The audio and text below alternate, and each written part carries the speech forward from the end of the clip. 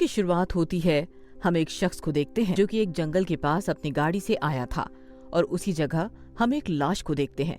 इसके बाद वो शख्स उस आदमी की बॉडी को ठिकाने लगाने आया था जिसे शायद उसी ने मारा होगा। खैर, इसके बाद सीन चेंज होता है और हम एक लड़के जैक को देखते हैं। जैक सुनसान सड़क पर अकेला होता है और पैदल होता है। इसी बीच हम एक बोर्ड को देखते हैं जिस पर लिखा कि यहाँ हिच हाइकर्स को लिफ्ट देना मना है। कईयों से लिफ्ट मांगता है लेकिन कोई भी उसे लिफ्ट नहीं देता क्योंकि लोगों की नजर में वो एक हिच हाइकर ही होता है। खैर, थोड़ी देर आगे चलने पर उसे एक कार अपनी तरफ आती दिखाई दे। वो कार जैक के सामने रुकती है जिसमें एक लड़का और एक लड़की बैठे होते हैं। वो दोनों आपस में लड़ रहे होते हैं। ये देखकर जैक उस लड़के को पकड़कर चिल्लाने लगता है क्योंकि वो उस लड़की के साथ अच्छा बिहेवियर नहीं कर रहा था। जैक की इस हरकत के बाद वो लड़का उस लड़की को वहीं छोड़कर चला जाता है। उसके जाने के बाद वो लड़की उसे थैंक यू कहती है। उससे वहाँ बातें करने लगता है जहाँ वो उससे पूछता है कि वो उस कार में क्या कर रही है, जिस पर वो लड़की उसे बताती है कि वो हिच हाइकिंग कर रही थी और इस बीच उसने उससे लिफ्ट मांगी, लेकिन वो लड़का बहुत बदतमीज निकला। यहाँ वो लड़की अपना नाम जैक को वेरोनिक बताती है। वेरोनिक जैक से पूछती है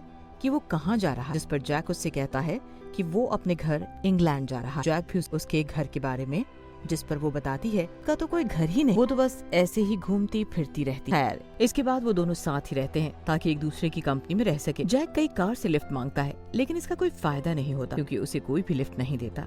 और ये बात जैक के लिए काफी अजीब थी, लेकिन उसका डाउट क्लियर करने के लिए वेरोनिक उसे बताती है कि यहाँ पर कोई भी कार नहीं रुकी क्योंकि यहाँ कोई सीरियल किलर रहता है और ये एरिया उसी, और वो रोड पर आने जाने वाले लोगों को मार देता है। ये सुनकर जैक हैरान हो जाता है।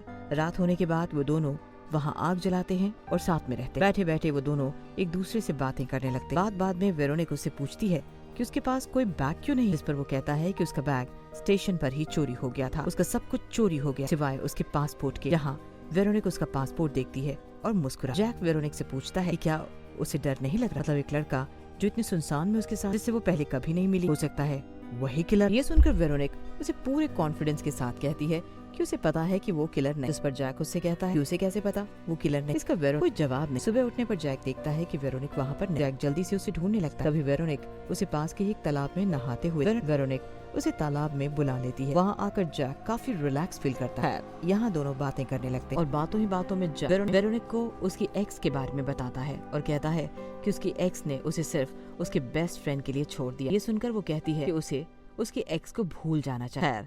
नहाने के बाद वो दोनों फिर अपना सफर तय करते हैं।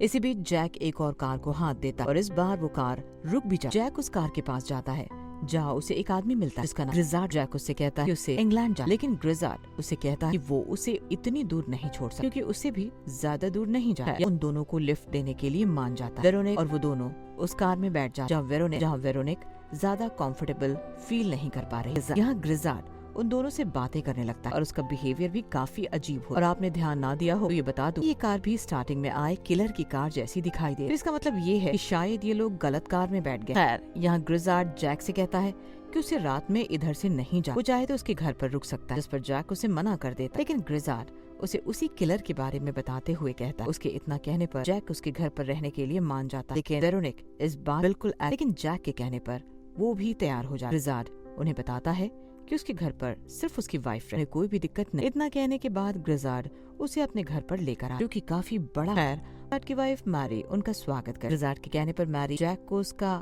रूम दिखाने के लिए ले जाती। यहाँ मैरी का बिहेवियर भी अजीब हुआ। ऐसा लग रहा था जैसे वो किसी चीज से डरी हुई, जहाँ तक कि वो डरते हुए जैक को गले से भी लगा ले। थोड़ी देर में मैरी वहाँ से चली जाती। रात में जैक उस कमरे में एक बॉक्स देखता है जिसके अंदर ग्रिजार्ड और मैरी के फोटो। उन्हें देखकर जैक मुस्कुराता है। इसके बाद सीन दूसरे दिन पर जहाँ पर सुबह में जैक नहाने के लिए जाता है और यहाँ फिर से वेरोनिक जैक से कहती है उन्हें यहाँ से अब चलना, लेकिन जैक को यहाँ अच्छा लग रहा है इसलिए जैक वहाँ कुछ देर और रुकना चाहता है। वो डिनर टेबल पर बैठ वहाँ पर अच्छे से बातें कर। टेबल पर सैन को मैरी ने मीट सर्व किया हुआ, लेकिन जैक उन्हें कहता है कि वो वेज है, वो मीट नहीं खाता, जिस पर उसके पास से बिना कोई परेशानी मीट हटा। यहाँ ग्रिजा मीट खाने से होने वाले फायदे के बारे में बात करने लगता है। उसकी बात धीरे धीरे चेंज होकर सीरियल किलर की बात पर आ जाता है। उसे ऐसी बात करने से मना किलर, लेकिन वो कहने लगता है कि वो किलर लोगों के टुकड़े कर देता, उन्हें मार कर। ये सुनकर अब मैरी अपने चली जाती। थोड़ी देर बाद वहाँ से ग्रिजार्ड भी चला जाता और साथ वेरोनिक भी वहाँ से चली जाती। वेरोनिक बाहर जाकर स्मोकिंग कर। इसके बाद जैक भी उसे ज्वाइन करता। अब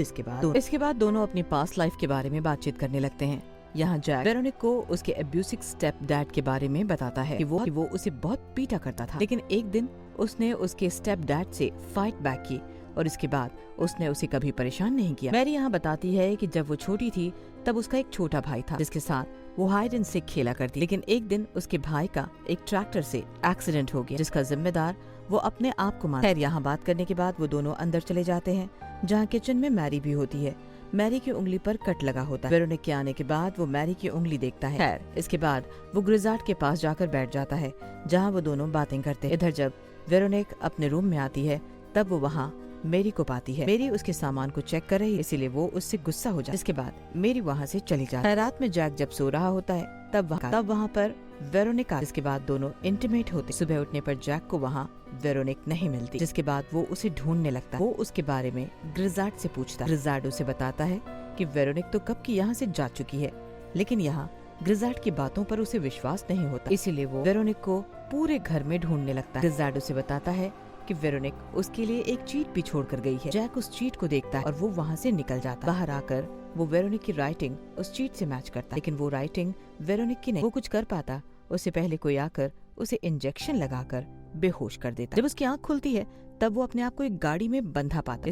इसके बाद वो गाड़ी एक जगह, उस गाड़ी में से एक आदमी निकलता है जो कि जैक को अपने घर में ले जाता है। जैक उससे उसे छोड़ने के लिए कहता है, लेकिन वो उसे नहीं छोड़ता। यहाँ वो आदमी जैक को खाने के लिए मीट देता है, लेकिन जैक इसीलिए वो उसे नहीं खाता, जिससे गुस्सा होकर वो आदमी उसका अंगूठा काटने लगता है। तब जैक मीट खाने के लिए मान जाता है और वो मीट खा भी लेता है। इसके बाद वो जैक की एक तस्वीर खींचता है और इसके बाद वो उसे फिर से बांधकर अपने साथ गाड़ी में ले जाने लगता है। वो उसे इंजेक्शन लगाने वाला था। यहाँ वो ग्रिजार्ड के घर के आसपास नहीं थे। उसे इसी गैस पर रखे स्टोव में से आवाज आती है और वो आदमी अंदर चला जाता है। मौके का फायदा उठाकर जैक वहाँ से भाग जाता है, जिसके बाद वो आदमी उसका पीछा करता है। भागते भागते जैक ग्रिजार्ड के घर पर आ जाता है। यहाँ पर ग्रिजार्ड और मैरी कहीं जा रहे। उनके जाने के बाद जैक उस घर में घुसता है और मैरी को ढूंढने लगता है। तभी उसे एक कमरे में मैरी बंधी हुई मिलती है। वो उसे फ्री कर, जिसके बाद वो दोनों भाग, लेकिन ग्रिजार्ड और मैरी फिर से घर में आ जाते। उन्हें देखकर वो दोनों वहाँ छुप जाते और थोड़ी देर में वो वहाँ से भाग। तब मैरी उसे देख ले। वो दोनों जल्दी से वहाँ से कार लेकर निकल जाते। जिसके बाद मैरी और ग्रिजार्ड उनका दूसरी कार से पीछा करने लगे। यहाँ उन्हें देखकर वो दोनों पैनिक करने लगे। यहाँ जैक कहता है